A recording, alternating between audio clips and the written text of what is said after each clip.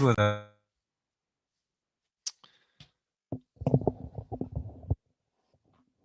We're live?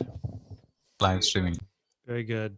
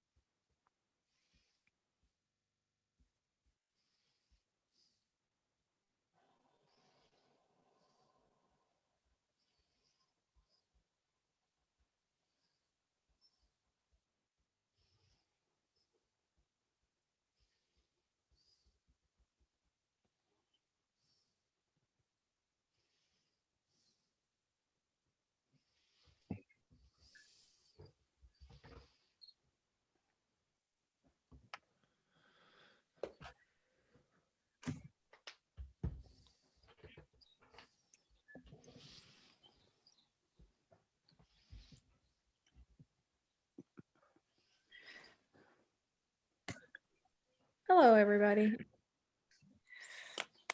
Good morning. Good morning, everyone.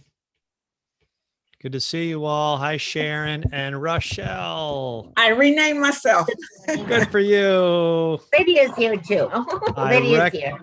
Who? Lydia. Very good. Lydia. Yeah.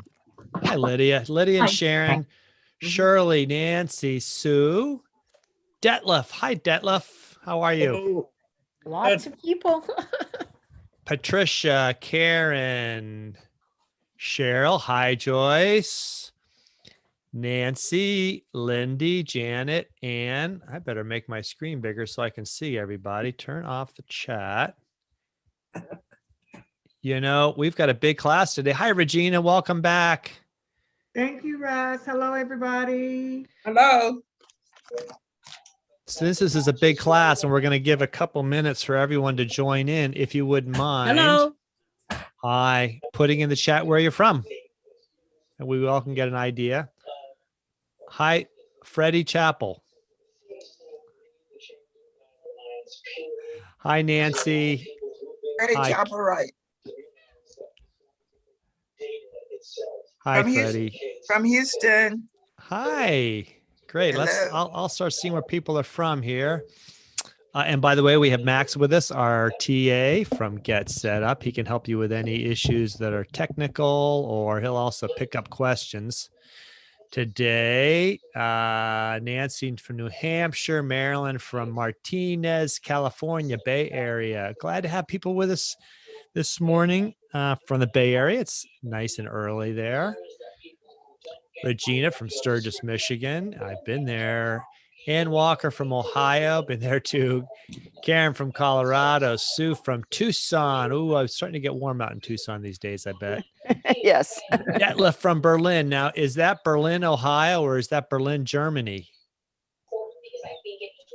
No, and it's not Maryland either. It's in Germany. Auf Deutschland.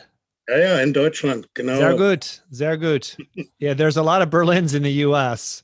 And my And wife, New Berlins, yeah. my wife went to high school in Berlin, Maryland. Ah, Down there, they call it Berlin Merlin. Well, welcome. I'm glad to have somebody from the other side of the pond with us this morning. We get folks every now and then. I'm really glad to have you. I've been to Germany 5 times. I love Germany.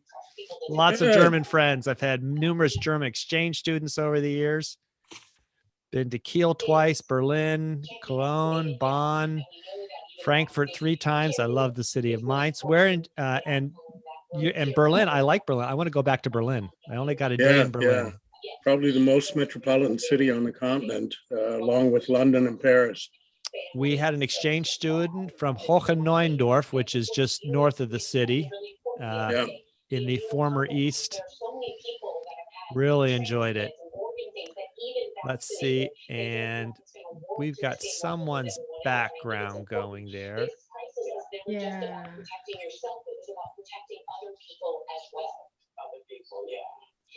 Maybe everybody can mute If themselves. everybody mutes themselves except for when they're speaking, then we'll find out what that is in the background. I think it's gone now. Yes. Thank you for reminding me, Max, to make you co-host.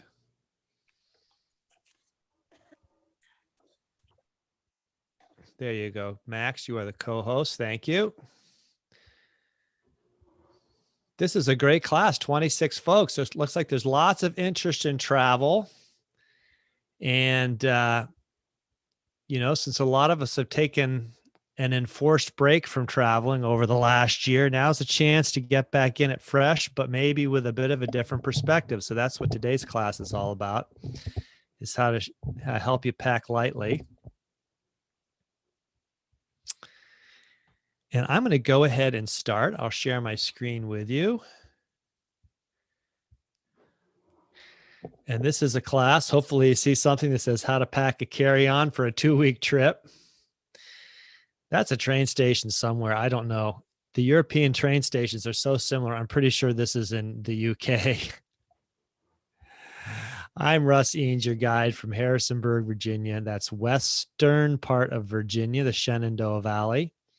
I'm a writer, a walker, and a cyclist, and an avid world traveler. I formerly was a book publisher, and as a publisher, I love to help authors shape their ideas into books. Now I'm a full-time guide with Get Set Up, and I love working with older learners. And many of you are familiar with Get Set Up. You know how to learn all sorts of useful and great skills and other interesting stuff. In these classes, we learn from each other. So ideally, your camera's on and we can see you. I think those of you who've been with Get Set Up know you can request a recording of this class after class. So if you want to go back and replay it, email help@getsetup.io. If anyone is joining us by live stream, and we are live streaming today, the best way to participate is to join us and register for a class. And lastly, Get Set Up's not paid to promote any specific products. And even though I may show you some products today, I'm not promoting any of them. We're just an educational organization. If you have questions today for the first part of the presentation, just go ahead and put your question in the chat. And then I will also pause to check the chat and take other questions. Now, my history with carry-ons is I started using a carry-on more than a decade ago. 10 years ago, I started a job where I had to travel almost monthly on a plane. But by then, I was pretty well in the habit of only using a carry-on. And then in 2018, I carried a 38-liter, 16-pound backpack for 500 miles across Spain over 5 weeks. Well, I learned the art of traveling even lighter through that experience. And I have done a class on that. I'll do a class again sometime before too long about walking the Camino de Santiago. Also done one on walking a pilgrimage route in Italy. But I am a confirmed light traveler. The less you have with you, the more you can enjoy, is my opinion.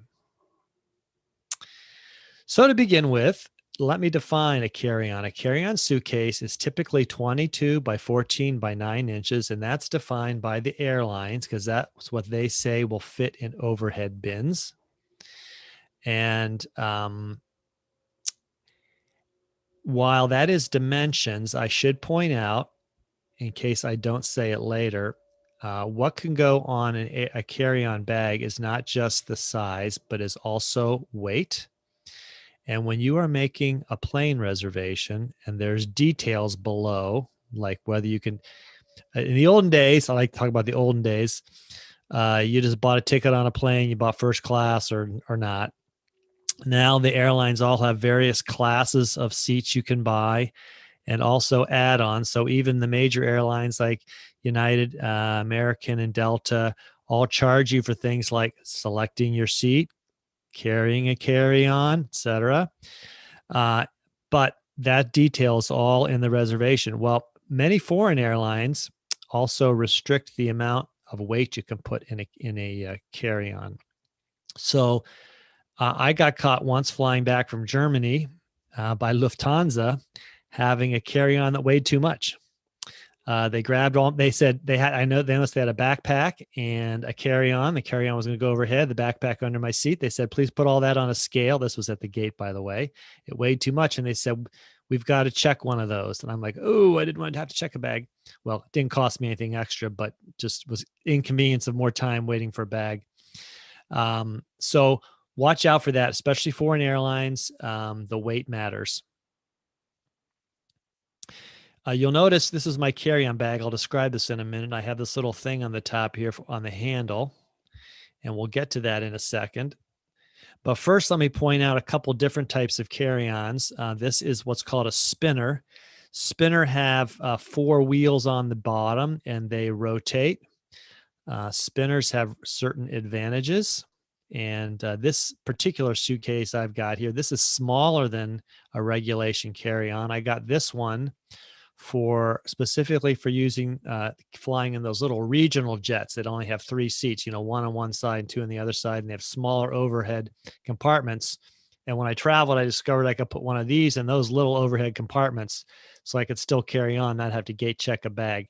It had spinner wheels. Spinner wheels are great if you're going down airplane aisles. They're great for navigating through airports. They're great for hotel lobbies, but they're not so hot for other things. I'll explain more of that later.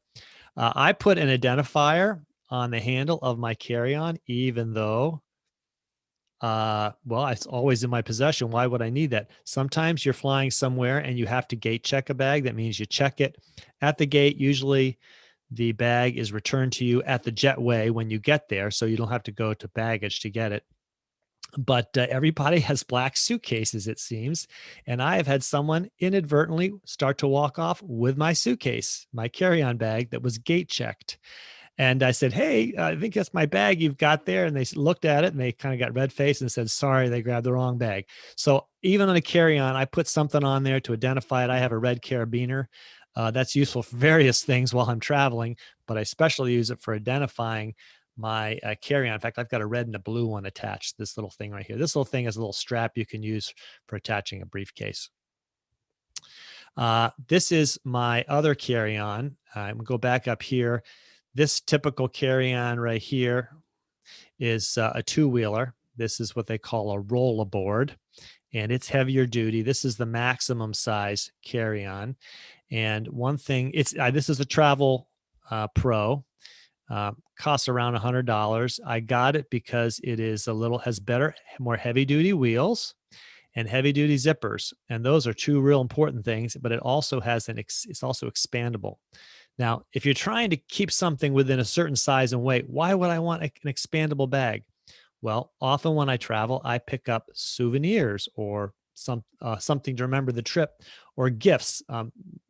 Starting about 2015, my wife and I began to buy gifts for our kids, maybe for Christmas, when we were traveling, and we would bring them home. And then we would, on the flight home, check our carry-on suitcase, expanded so it wouldn't fit in the carry-on slot with that extra space.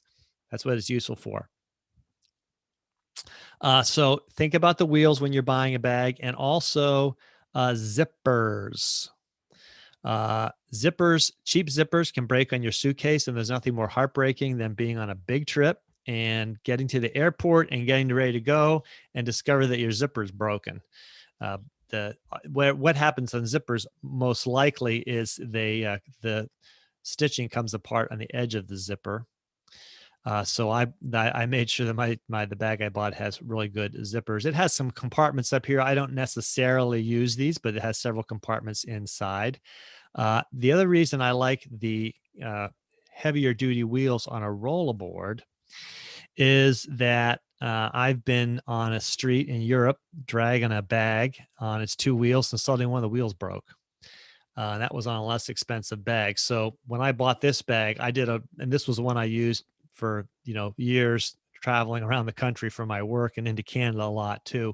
I made sure I especially researched that issue of wheels, because I never wanted to have my wheels come off on me again on a trip. So that's the suitcase. Those are the basic carry-ons. They tend to come in black. I would say, I was going to point out the thing about the spinners that have the 4 swiveling wheels. The 2 big differences about them. One is that because all the wheels stick out the bottom, you actually get a little bit less space in them. So a rollerboard has its wheels tucked underneath the bag like this. And so you get a little bit more packing space inside that 22 inches that you're allowed. And the spinner wheels, I think, aren't good for dragging down long sidewalks or streets. And I have had to pull a suitcase from an airport to a train station to a subway, and then 3 or 4 city blocks in America down a street.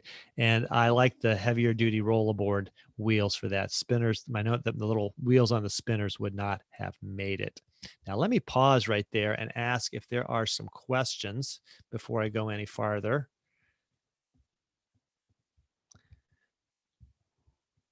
Just check the chat real quick. Hey, someone. Nancy says, how do you know what are good zippers? I would say actually review the bag. You can get bags inexpensively in a lot of discount stores, and I would stay away from them. Actually, YKK is probably the most common heavy duty zipper brand in the world. So everything I have, I try to look for stuff that has YKK zippers on it. But I would review the bag. So I reviewed Travel Smith or Travel Pro. And one of the things they said about it was that it had really good heavy duty zippers. So that was something I found by looking at the review. And Cheryl got a burgundy bag in Montreal. Wow, that is a good way to spot your bag. Good for you. I've looked for things like that. Any more questions before I move on about the bags first? You can unmute yourself if you have a question. There'll also be more Q&A time later. Okay, let's go on. Now, when it comes to packing. So I got out the stuff. Now, I'm a man, so first of all, I understand men and women pack differently. So I'm going to show you how my wife packed the same bag. I have my wife get her clothes, which this is the stuff that I got ready for a trip overseas. This fits either in a backpack, which is now actually how I travel, because when I go overseas now, I almost always do some walking. So I just put everything back in that same 38-liter bag. Once I learned how to get everything in a 38-liter bag that weighs 16 pounds for 5 weeks, I really couldn't go back to a carry-on unless I really needed it. Still have the carry-on. So here's all the stuff I have. So this is and this, again, you wouldn't need this jacket. This is a down-filled puffer jacket, very lightweight. This is for cooler weather. So if you're going somewhere in the summer, you don't need that. This is a raincoat, a Marmot breathable raincoat. I've got a fleece and a windbreaker, which tucks up and zips up into a little pocket all by itself, a cap and an umbrella. And there you can see all that stuff folded up neatly. You can roll it up, you can fold it up. It kind of depends on how tightly you're going to pack it. When I do a backpack, I put things into stuff sacks. I'll show you that later, but not necessarily in a suitcase. And then these are all my other garments. So I've got some lounge pants, a couple of extra t-shirts, a pair of shorts. When I travel, I wear pants. I use convertible pants, so they zip off at the knees. They become shorts. Some underwear, an extra shirt, handkerchiefs, that kind of thing. And then I roll all that up. And on this carry-on that I'm showing you, because it has these long little lumps in here, are where the handle telescopes down into the bag. So there's kind of little wells in there. And I just tuck all that stuff down into the wells to use up that space. And then I fold up all my other clothing on top of it. You can roll it. You can fold it. It depends on how much space you want to save. Rolling takes up less space, but watch out. If you're trying to maximize the space, you might find yourself cramming too much stuff into too little bit of space. And then I put in my outer garments and my travel kit. I'll show you the travel kit. This is one I have from LL Bean that hangs up. My wife has an identical one. So on this, and as I sample packed this one or just tried it out, I just basically folded everything up and put in the suitcase because I didn't need all the space. You can see it's not even filling the suitcase up. And I can put a few more things in, which I'll show you in a minute. But when you're choosing clothing, I always say think layers. So don't just necessarily bring one heavy item, but wear multiple layers to keep yourself warmer or cooler. You can remove layers while you're traveling. Think quick dry. So I like quick dry fabrics. That means that they tend to wick also. So if you're perspirating. It can wick moisture away and cool you off. But also, if you have to wash them, and I hand wash my clothes when I travel, generally hand wash things every night, and maybe once a week, put them in a washing machine if necessary. And that's the kind of clothing I like to wear. And my favorite piece of clothing is something I've got on here. It's my quarter zip, which I really love. This one is UV50. I got it from Fred Eddie Bauer. And it's UV50 and it zips up and so it gives me protection around my neck, and it's wicking and quick drying. So that's one nice feature of clothing that I would recommend you buy. A lot of that clothing isn't that much more expensive. So there's a women's quarter zip. And this one's nice because it's got this breast pocket right here with a zipper, and you can tuck a phone or a wallet or a passport or something into that, as long as you're wearing it, keeping it on you at all times for security. Then I asked my wife to do the same thing. So she got clothing out, and there is a method called the 5-4-3-2-1. And so I had her do the 5-4-3-2-1. That is 5 pairs of underwear or socks, 3 tops, 2 bottoms, 2 pairs of shoes, one which she's wearing, and 1 hat. So she assumed that she'd be wearing her sandals, and she laid everything else out in the bed, and then she rolled it up and she put it in the suitcase the same way. So she could tuck all those things down into the wells and then put her next layers on top. And my wife and I like to use either packing cubes, or I have these little mesh kind of zip bags, I guess I could call it, for putting things in. I like the ones with the mesh. Besides the fact that they breathe, they also you can see what's in them.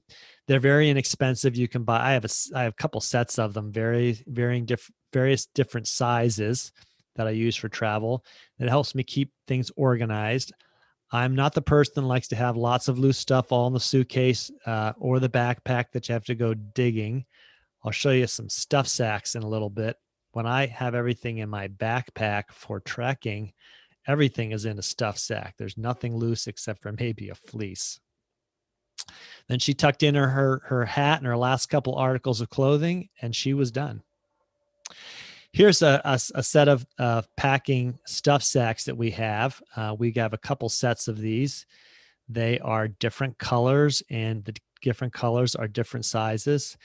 And here's a little funny story. After using these in my backpack for 5 weeks in Spain, I memorized what was in each color bag, and it's still in my head. So the things I need at night, my pajamas, medication, toothbrush, all that stuff lives in the red bag, and the orange bag has things for the morning, and the blue bag has outer garments that I might need them. So after packing and dressing and hauling things like that for 5 weeks, they all just got in my head, and it seems to be permanently there. This is an LL Bean travel kit. It is, I'm not sure if it's the smallest size or not now that I'm thinking about it. I think there's one maybe even smaller, and there's 1 or 2 that are even bigger. I like this one. It has all sorts of nifty little compartments that you can put medication or lotions, creams, toothpaste, toothbrushes. You can put all that in there. I really like it. And it has mesh and or plastic windows. You can see what's in each compartment, and I like that. It's got little zip things on the side. It even has a zippered pouch on the outside of it, and it hangs up, which is really nice. When it's new, it comes with a little mirror. My mirror broke years ago, but so it has a mirror. You can hang it up. You've got a mirror you can look into. And usually in that outer zippered pocket is where I put a plastic baggie. Even though I travel with TSA pre-check, which means I don't have to take out my fluids, I don't have to take out my laptop, I don't have to take off my shoes. That's all fine when I'm in a U.S. airport. TSA pre-check means nothing in a European or South American or Mexican or Canadian airport. You have to follow whatever their regulations are. So when you're packing, make sure you have the don't have fluids that are any bigger than the regulation side. And here's a hint right here in my travel kit. This toothpaste tube is too big. So when I fly an airplane, I'm going to have to remove the toothpaste tube and exchange it for a smaller one.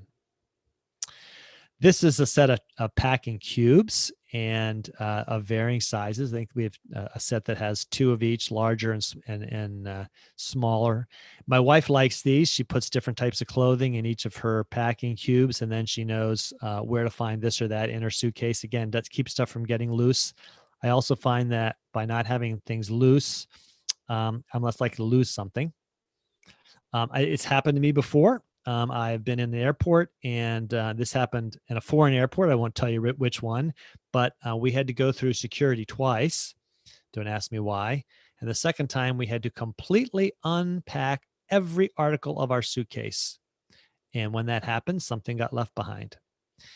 I also, years ago, once was at a security check in a U.S. airport. This was about 10 years ago, back when we had the flip phones, and I left my flip phone in one of those little trays. So I've also learned some secrets for how to go through security and not lose your phone, because I always then pause at the end and I look in that bin very carefully, make sure everything I put in there comes back in my bag or on me. These are some more of those little bags that we bought for organizing other things in your suitcase. And I have a little traveling first aid kit, and then I have a little kit that has some other things in it, like clothesline and clothespins. And of course, a Ziploc baggie. You should always make sure you have 1 or 2 extra Ziploc baggies. They can be used for anything from keeping stuff in, like I keep my electronics in a Ziploc baggie, or make sure you got one in your travel kit, your toiletry kit. Because again, if you're in a foreign airport, they don't care if you have TSA pre-check. Those fluids have got to come out and go in a bag for them to see. There's a question in the chat I noticed about convertible pants. Convertible pants are pants in which the pant leg zips off, and so the pants become shorts.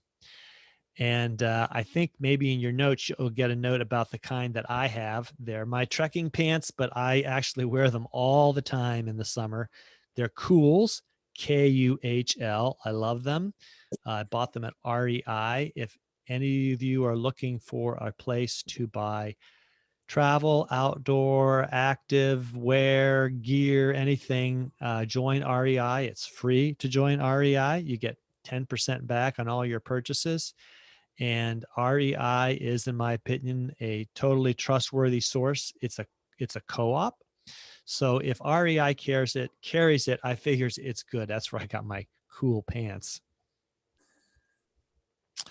And last but not least, this is my extra stuff. This is not the clothing. This is my electronic kit, etc. And I'm going to go through some of these items with you so you know what it is I have here. I have 3 items related to my camera. So this is my compact camera. This is a Sony RX 100, kind of a powerful little compact travel camera. Higher in the price range. I am a bit of a photographer, and I like that camera. Have had it for 6 years, traveled, carried it around the world. It's quite beaten up. It still works very well. Then I have a smaller compact camera that has a higher zoom in it. And then I have some extra photography gear in this little bag right here. These are all the various electronics that you can bring along that you're going to need with you. For charging cables, then you're going to need wall adapters for plugging in, and I'll explain a little bit more of that later. A battery. My wife and I always bring along a spare charging battery. And by the way, this will all come to you in a packing list at the end. A spare charging battery for charging a cell phone or a camera.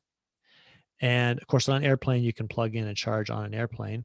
One of my favorite tips is a 500 or half a liter water bottle that you buy in a shop somewhere, maybe with some sparkling water in it or some plain water. It's a little bit stronger. I don't throw them away after I use them. I keep them, and I keep several of these with me when I'm trekking or when I'm traveling as a water bottle. They're slimmer than a lot of water bottles we get in the US. They cost nothing because you've consumed what was in them. I carried one like this for 6 weeks across Spain and then brought it home and disposed of it. And if I lose it, I haven't lost anything that I've, I haven't lost an expensive water bottle that I've carried. So I would say ditch your water bottle that you have at home and just get something that is very lightweight and you don't worry about if you lose.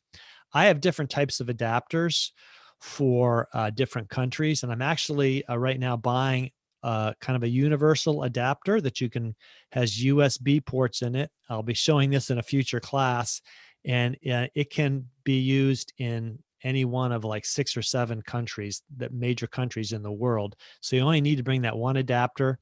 You don't need to bring an extra adapter, that goes into the wall and then you plug your USA adapter in that. All that extra electronics is not necessary. And then I'll show you here in a second my stuff sack, my knapsack. Again, here are the electronics.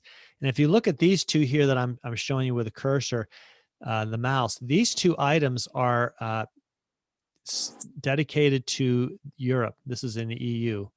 And these are what plug into their outlets. And if you have 2 of these for traveling, let's say you're going to be in the continent, you don't need this one here that you use in the US at all. You don't need to bring that guy along. And then, of course, I put my headphones in a little tiny baggie so that they don't get all tangled up and twisted around something else. This right here is an adapter for the UK. And I'm not going to bring that along anymore because I'm not going to need it in the future. I'm going to get one of these things right here that you can snap on the back for any country. I'll demonstrate that in a future class. And of course, my battery. This battery will charge a cell phone completely. I like it because it will charge also my camera. So if my camera battery gets low, and I'm out in the middle of the day and I haven't got time to stop and plug it in somewhere, or maybe I'm not anywhere near a plug, I can grab my battery and plug in my phone with its cable. My camera with its cable. Same thing with the phone. I also now travel with an iPad mini. When I went to Spain, I had nothing but my phone, but I find a phone is handy for reading messages and for reading like the news, but I don't really like to read a book on a phone. And when I went to Italy in 2019 to trek the Way of St. Francis, I considered that a working trip because I was writing a book about it. So I took along my MacBook Air, but that was too heavy. And I've decided now I'm just going to do all my writing on an iPad mini, which is smaller and lighter. And for reading, I like to grab one of these cheap mass market paperbacks that used and well worn, that if I lose it while I'm traveling or want to leave it behind somewhere, I don't care. When I went to Italy, I bought a famous Italian novel, Bread and Wine, because I thought, why not get into reading an Italian novel while I'm traveling? And this, of course, is the iPad charger and cable. And I'm in the process, like I said, of getting this universal charging adapter that will charge an iPad, an iPhone, camera, anything you need. So in the future, I'll be able to ditch this cable when I'm going overseas. Last couple bonus items I'll show you here. This is my stuff sack, which folds up. It literally gets, if you really jam it into its smallest size and zipper it tight, it's only a little bit bigger than a fist. And that becomes a knapsack then I can carry on my back. And that is really useful, not very expensive. Mine is an Osprey. I think it cost all of $30. The other thing that my wife and I like to take along and to carry on, and we even have taken this when we're trekking, is an expandable duffel bag. And I'll show you a picture of each of these in use. This is the duffel bag here on the left, and not looking very big. It gets really big. It can get almost as big as a carry-on bag. So it folds up into this little thing right here, which is not much bigger than a hand, zips up on itself. And then in use, it gets quite big. We've used that for carrying our hiking poles in, because you can't carry hiking poles on planes. I guess they're dangerous things, unless you have a doctor's note saying you need it to walk.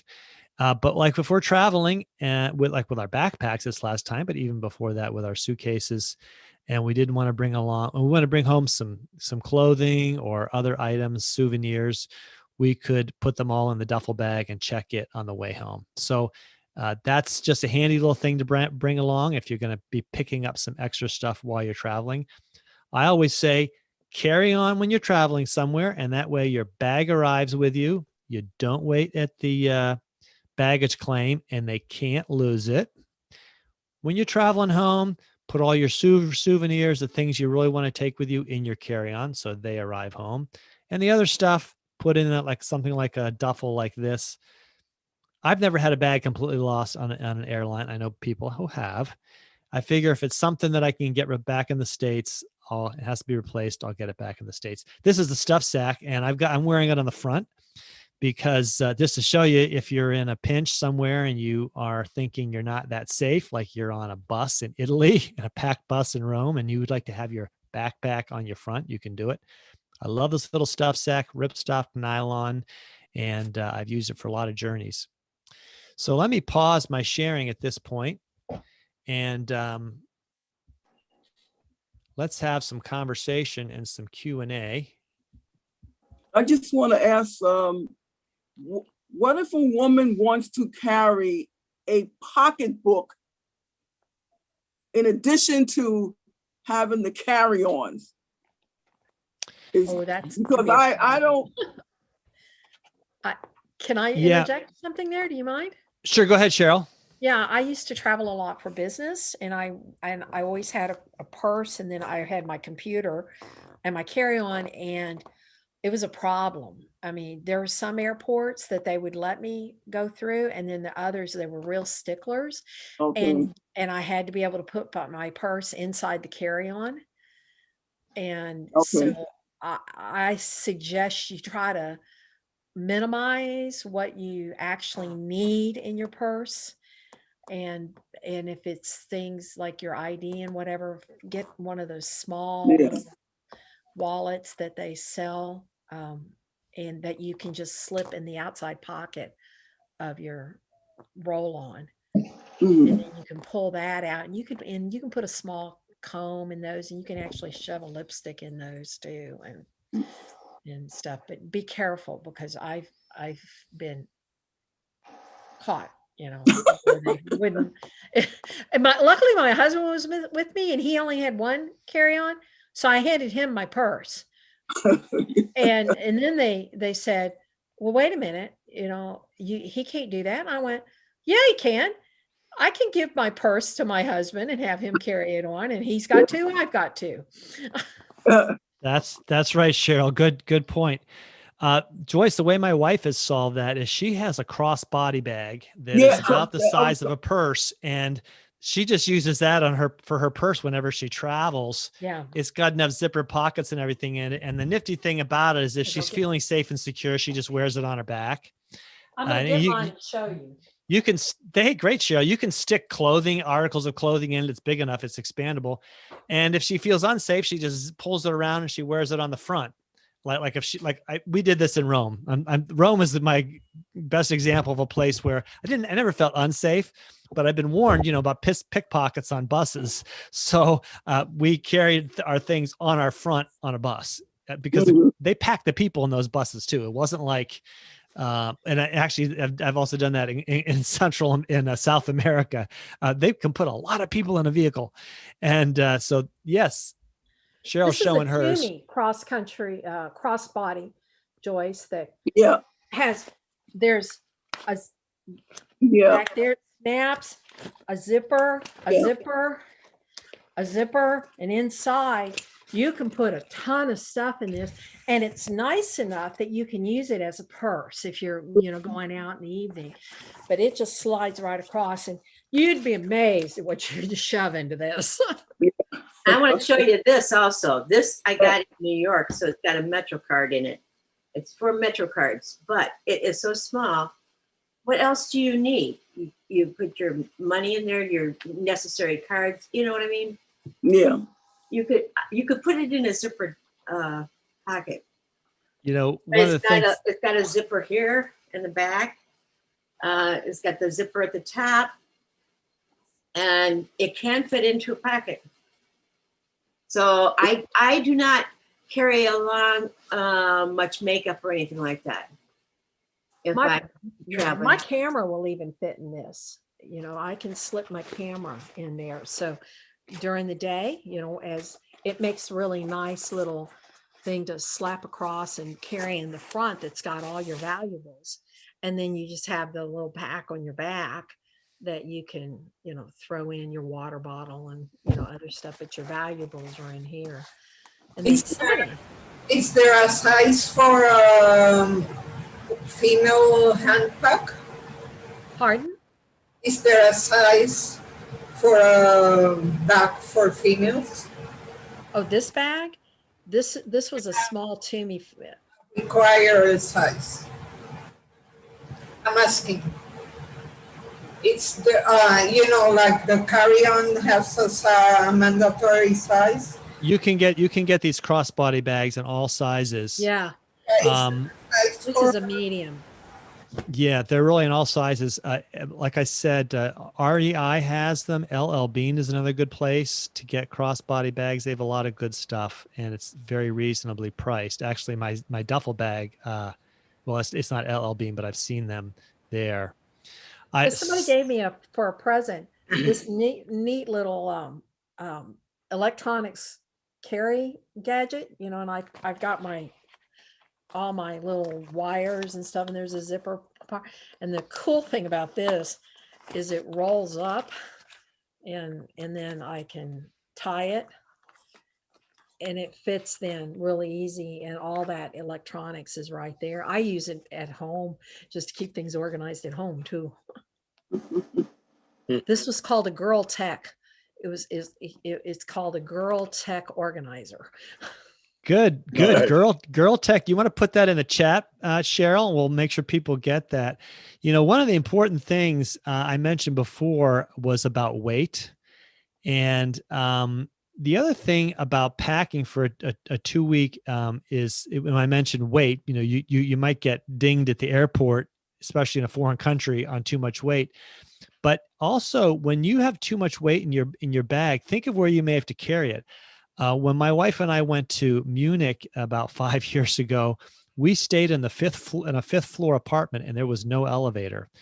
When we went to Paris the year before, couple years before that, we were on the 9th floor of a hotel, no elevator.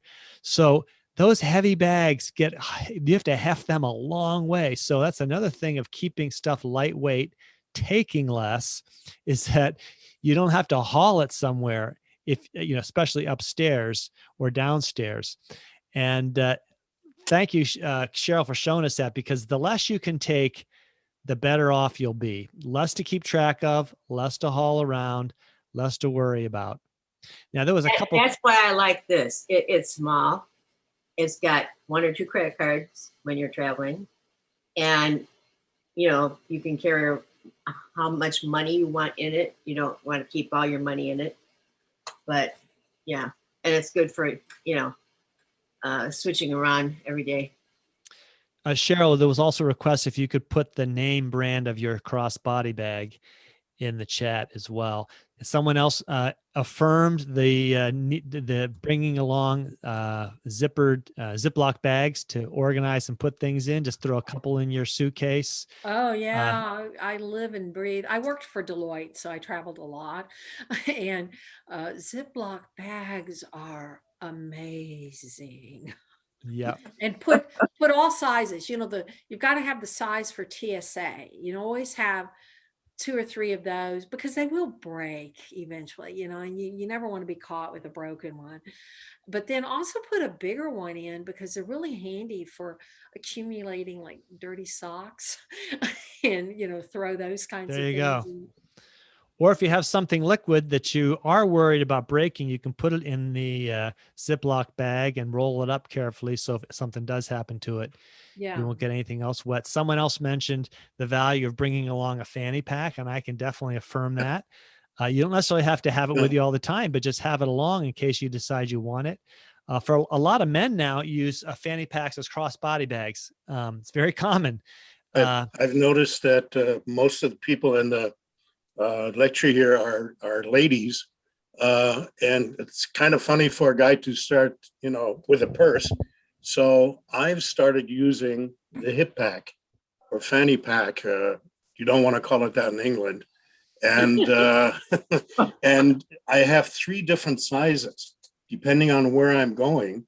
but it's large enough. I can put money in it. I can put my passport in it. I can put an extra pair of glasses in it. I can put my phone in it. And, you know, we guys have to carry stuff too. And I found that that's very handy. I agree with you, Detlef. I have not quite figured out the gendered thing about purses. It's kind of baffles me because when I go out, I've got to bring a wallet and sunglasses and keys and all these things. And I'm like, so I'm actually looking around for one of those medium-sized fanny packs that I can strap around my shoulder. Because if I don't like to carry it on, you know, all around my waist if I don't have to. Just for putting all that stuff in, I got to go out. I can grab that. I have not figured out the gender thing about purses my entire life. But women have it made in the sense that it's very acceptable to carry one. But frankly, the other side of it is then women can put too much in their purses, but men can too if they had one. So I don't think that's a gender thing. You know, here in Germany about 10, 15 years ago, men's purses were in. So, you know, men carried purses over their shoulder, that type of thing. And then it kind of went out of style, but hip packs, I don't think are ever going to go out of style. And I've got one in leather. I've got one in lighter material, ripstop nylon. And, you know, if you're going through the airport and they want to check out stuff, you can put it on there. You can hang it around your neck so that you don't forget it. And I found them to be really, really handy. I'm always afraid of losing my passport and that kind of stuff. And I've got one that's large enough that I can carry the passport. The reason I'm afraid is I lost my wife's passport in China once. Never heard the end of that. And so I always am worried about leaving something behind accidentally. I agree with you, Detlef. That's why I tell people, even though, let's say in the US, if you have TSA pre-check, there still are some things you have to remove. You can't go through with your cell phone. So I tell people, put all that in something that's going through the scanner so that when you get out, so if you had a fanny pack, like, or what cross shoulder bag, like Detlef is mentioning, put everything in there. For men, if you have a belt buckle or a watch, sometimes the scanners get those. The metal scanner. So you have to go back. You just put all that stuff in that bag. And then when you get to the other end, the only thing in the bin is that bag. And you can take that out and put those things back. I should say a tip I have, gosh, I suppose I could put this in my top 10 travel tips. I have a plastic belt buckle on a web belt. And that's what I've worn for years. And when I go through airport security, I have to worry about removing my belt. I always hated removing my belt in security because it takes you so long to get it back on. One of the reasons I left something in a security bin once was because I had people behind me that were all in a hurry and they were kind of rushing me to get through. Any more questions or suggestions? I'm gonna just check the chat here one more time. Yeah, this is Shirley. I have, I know my picture's not coming up, but that little hook that you had on your bag. Yes, the carabiner. Okay. I've been robbed in Paris. And one of the things I do is I take that hook and I put my passport and my money in a little pouch and I hook it to my bra. I hook that to my bra. And when I take my bra off, there's my passport, my money. I have a few dollars in my purse, but I hook that to my bra. And so I always have it because we went to Paris and 4 of us got robbed, you know, with that shuffling and people moving stuff around, taking stuff out your purse. I carry a very small purse. So, you know, but I take that hook and hook it onto my bra strap and put my bigger part of my money and my passport in a little pouch and put it in my bra. Well, there you go. I'm going to go to one last question with Leslie before we leave. And then I'll also come to Freddie. So someone did point out the gender thing about purses is that women's clothing tends to have few pockets. So which came first, the chicken or the egg? I think they had purses, so they give women pockets. I will say for men, pockets can be a hassle because they can get all that stuff in there can get heavy. Freddie, you're after Leslie. Leslie, go ahead. Okay. Let's see. Leslie had a hand up. Yeah. Can you hear me? Yes. Okay, I'm on a cell phone and I don't know how to find out everything. I found that in the third world countries, and I'm thinking Africa, on small regional airlines, people were putting their carry-ons through the scanner, and some people had things taken out by the security people. And so I was going to suggest, if you're doing third world, that you go ahead and lock your carry-on so that they don't help themselves.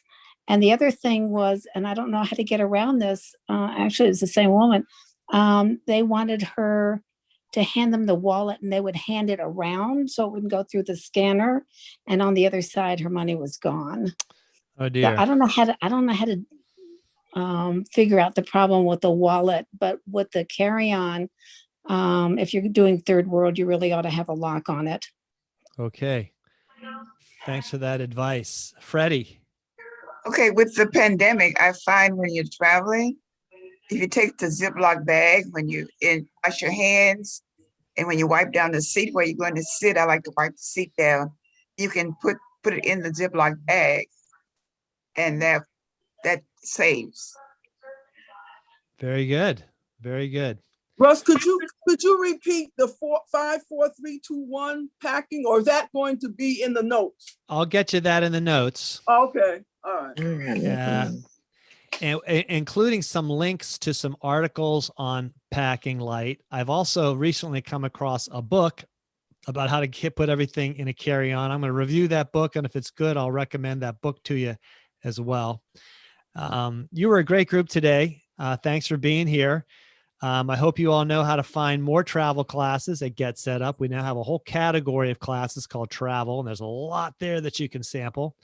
And I know I've seen some of you in classes, but many of you are new, which I'm really glad to see. And I hope you come back for more classes. Tell friends, families, neighbors, anybody about Get Set Up, because it's free. Yeah. Well, thank you for for very informational. Yeah, travel's starting up. This is great. This is great. Wonderful.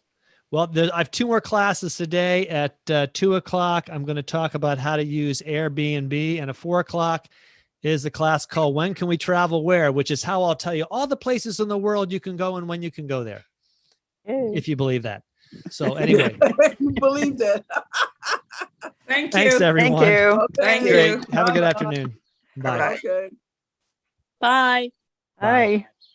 Oh, Russ, Yes. you know, I was taking your afternoon class yesterday, the 4 o'clock class, Yes.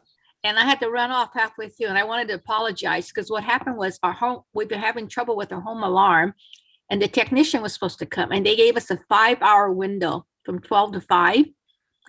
And, you know, just at 5:02, he rings the doorbell halfway through your class, and I didn't get a chance to tell you I was leaving. I wanted to apologize. It wasn't the class. That's okay. Don't apologize at all. Was that the traveling solo class? It was the traveling safely. Oh, well, you know what? I'll be repeating that class. So come back next time. Okay. Yeah. I didn't mean to be rude. That's okay. That's okay, Helen. Have a good day.